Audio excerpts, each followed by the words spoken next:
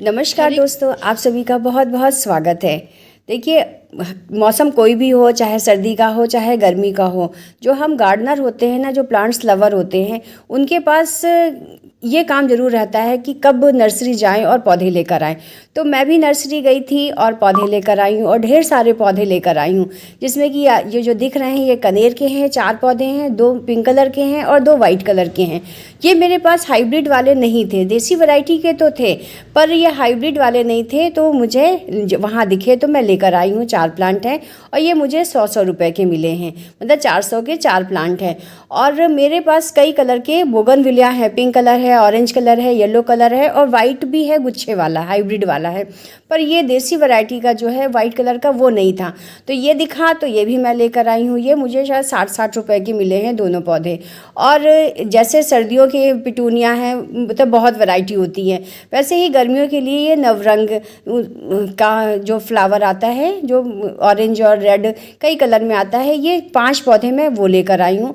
ये मतलब सीज़न वाले ही हैं, 20-20 रुपए के मिले हैं मुझे ये। और ये 2 बेला के पौधे लेकर आई हूँ, क्योंकि इस समय बेला मोगरा का तो टाइम है, गर्मियों में खिलने वाले ये पौधे हैं, खुशबूदार होते हैं। मतलब इनके बगल से निकल जाओ तो मतलब भीनी भीनी खुशबू आती है, तो गार्डन की एक तो उस जगह की रौनक बढ़ जाती है और वहाँ से निकलने वालों की भी मतलब मज़ा आ जाता है, अच्छी लगती है खुशबू। और ये मैं क्रोटन लेकर आई हूँ। क्रोटन वैसे मेरे पास चलते नहीं हैं, पता कारण क्या है नहीं मालूम मुझे, और ये इतने ज़्यादा महंगे भी मिलते हैं। ये 150 रुपए के थे, पर उन्होंने 120 का लगाया शायद मुझे, क्योंकि मैंने बहुत सारे पौधे लिए थे, तो 100 या 120 का कुछ उन्होंने लगाया था। तो ये इनकी जो बड़ी पत्तियां हैं ना, ये देखने में बहुत अच्छी लगती हैं और इनको घना भी बनाया जा सकता है इनकी पिंचिंग करके। तो और इनकी कलरफुल पत्तियां होती हैं, तो जैसे गर्मियों में फूलों की बहुत ज़्यादा कमी हो जाती है, और ये इंडोर चलने वाले पौधे हैं, इनको धूप की बिल्कुल भी ज़रूरत नहीं होती है। सिर्फ इन्हें ब्राइट लाइट की ज़रूरत होती है कि जहाँ से खुली हवा और रोशनी आए, वहाँ ये पौधे बहुत अच्छे से चलते हैं। तो ये सारे कलरफुल पत्तियों वाले क्रोटन हैं जो कि मैं लेकर आई हूँ, और इनको भी मुझे रिपोर्ट करना है बस। ये जो बोरों में आप देख रहे हैं, ये 1 साल पुरानी गोबर की खाद है।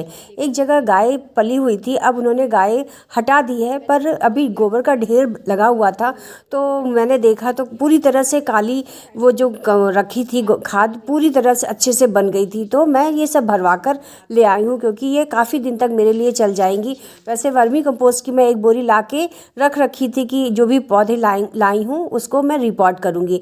यहाँ पे सारे गमले रखे हैं, उसके हैं डहेलिया के हैं, जो कि अब ख़राब हो गए, इनका सीज़न भी ख़त्म हो गया है। इन्हीं को गमलों को खाली करना है, और इसमें क्योंकि ये प्लास्टिक के सारे पॉट हैं, तो मुझे क्रोटन लगाना है। क्रोटन इंडोर चलने वाले पौधे होते हैं और बहुत ही अच्छे चलते हैं। 2 देखिए मैंने रिपोर्ट कर दिया है, बाकी जो 4 पौधे और बचे हुए हैं उनको भी मैं इसी तरह से रिपोर्ट कर दूँगी। तो जो भी गमला लेंगे, वैसे तो उसमें मिट्टी के गमले और सीमेंट के गमले दोनों में ही बहुत आराम से चल जाते हैं, पर ये मेरे पास प्लास्टिक के गमले रखे हुए थे और इनकी क्वालिटी भी बहुत अच्छी है, डिज़ाइन भी बहुत अच्छा है, पोर्च में रखने पे ये ज़्यादा अच्छे लगेंगे। तो जो भी क्रोटन के जो पौधे होते हैं, ये बहुत ज़्यादा ही चिकनी मिट्टी में लगे होते हैं जब ये आते हैं, क्योंकि बहुत दूर से आते हैं, काफ़ी सफ़र करके आना पड़ता है, तो ये हिले डुले नहीं पौधे, क्योंकि ख़राब हो जाते हैं। अगर लूज़ मिट्टी होगी तो फिर ये पौधे पॉली बैग से निकल भी जाते हैं, इसलिए इनको चिकनी मिट्टी में ही रख के लाया जाता है, जिससे कि ये डिस्टर्ब नहीं हो।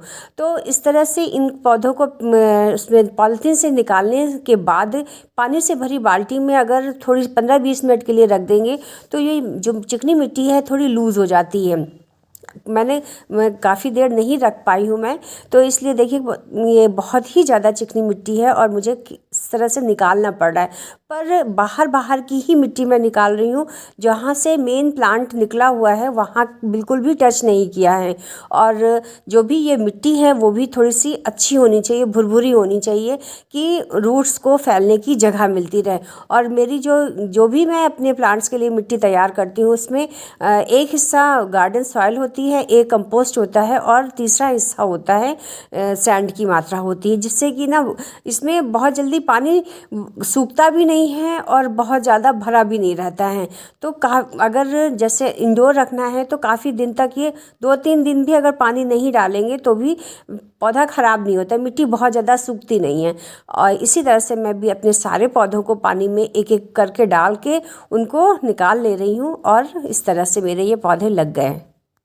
जैसे ही कोई सीज़न ख़त्म होता है तो नए पौधे लाने की ना बहुत ज़्यादा ही चाहत होने लगती है कि जो भी गमले खाली हुए हैं वो फिर से भर जाएं और कुछ नए पौधे लग जाएं, जिससे कि जो गार्डन है वो मेंटेन रहे बराबर, कुछ खाली खालीपन सूनापन नहीं लगे।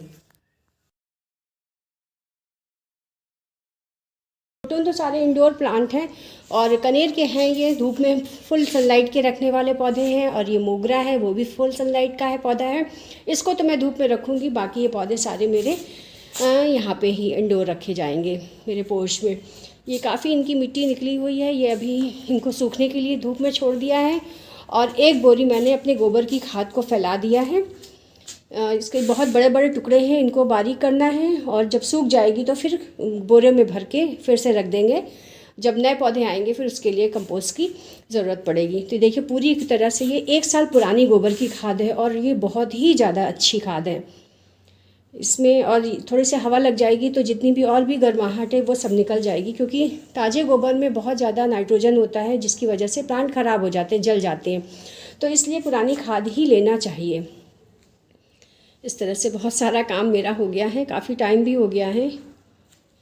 और इन सब चीज़ों में देर लगती है, टाइम लगता है। और ये क्रोटन बड़े पत्ते वाला है जो कि ज़्यादा ही बहुत अच्छा लगता है जब ये एक जगह रखे रहेंगे।